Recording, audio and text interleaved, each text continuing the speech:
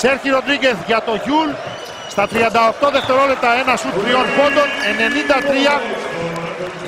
94-85. Ένα ακόμη αντιαθλητικό φάουλ. Κοιτάξτε πως κάνουν και οι ιδιοκτήτες της ΚΑΕ Ολυμπιακός που παρακολουθούν τον αγώνα από την πλάγια γραμμή απέναντι από τη γραμματεία, απέναντι από τους δύο πάγκους. Αντιδρούν με χαρακτηριστικό τρόπο γιατί είναι προκλητικοί πλέον. Όσα νεύρα κι αν έχουν, όση απογοήτευση κι αν έχουν, είναι προκλητικοί πλέον οι Ισπανοί. Τα ίδια κάνουν μερικές φορές και με την εθνική ομάδα. Εμείς που τους έχουμε αποθέωσει όταν δικαίως πανηγυρίζουν μεγάλες διακρίσεις γιατί έχουν παικταράδες. Αλλά αυτά τα πράγματα δεν χρειάζονται. Όταν είσαι ένας μεγάλος παίκτης πρέπει να έχεις το σθένος να παραδέχεσαι την ανωτερότητα και την νίκη του αντιπάλου. Ένας μεγάλος παίκτης όπως ο Ρούντι Φερνάντεθ πρέπει να ξέρει όχι μόνο να κερδίζει αλλά και να χάνει.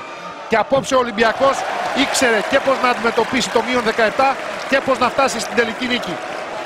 Και επιβεβαιώνει αυτό που λέγεται πάντα στο μπάσκετ, γενικότερα στον αθλητισμό, τη σημασία δεν έχει πώς ξεκινάς, πώς αρχίζεις ένα παιχνίδι.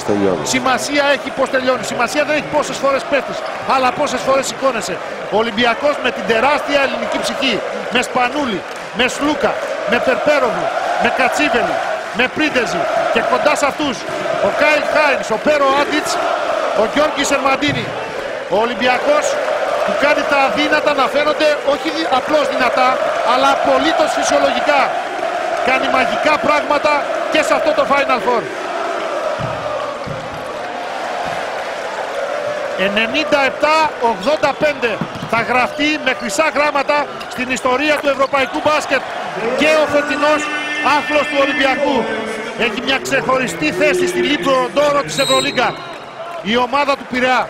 Θα πάει σε 100, δεν έλεγες ότι σε ένα λεπτό δεν θα προλάβει. Ναι, άμα συνεχίσουν να κάνουν φάουλ και μάλιστα αντιαθλητικά θα πάει και στους 100.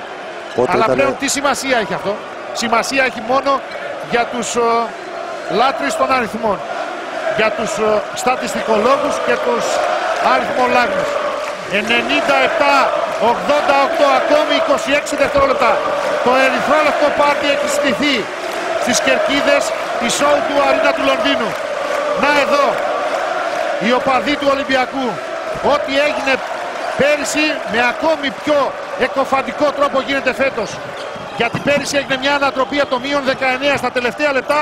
Φέτος έγινε με πιο χαρακτηριστικό τρόπο, μπαίνοντας στην πρώτη περίοδο να είσαι πίσω με μείον 17 είναι ακόμα πιο σκληρό, ακόμα πιο δύσκολο. Λειτουργεί, αλλά και αν εξετάσουμε και τα προβλήματα που αντιμετώπισε ο Ολυμπιακός σε όλη τη χρονιά, τραυματισμό του Μάτζαρη, την αλλαγή του Ντόρσεϊ, είχε δύσκολο δρόμο να διανύσει. Ο Σπανούλης, ευχαριστεί το Θεό. Το είπαμε, divine intervention. Και ο Άντιτς σπουδαία προσφορά. Σήμερα νομίζω ότι και στο προηγούμενο παιχνίδι ο Άντιτς είχε σημαντική προσφορά. Υπήρξε αλλά κανένας σήμερα πλην του Γκετσεβίτσους που δεν πρόλαβε να αγωνιστεί, που να υστέρησε. Που πραγματικά πήρε βοήθειες από όλους τους παίκτες. Κατοστάρα 100, στρογγυλό σκορ, 188. Πρώτοι μάγκες στην Ευρώπη οι ερυθρόλευκοι του Γιώργου Μπαρτζόκα. Νάτος εδώ, σε πελάγι ευτυχίας, το ίδιο και οι παίκτες του. Ο Ολυμπιακός παίρνει για δεύτερη συνεχόμενη χρονιά το βαρύτιμο ευρωπαϊκό τρόπαιο. Είναι η κορυφαία ομάδα της Ευρώπης.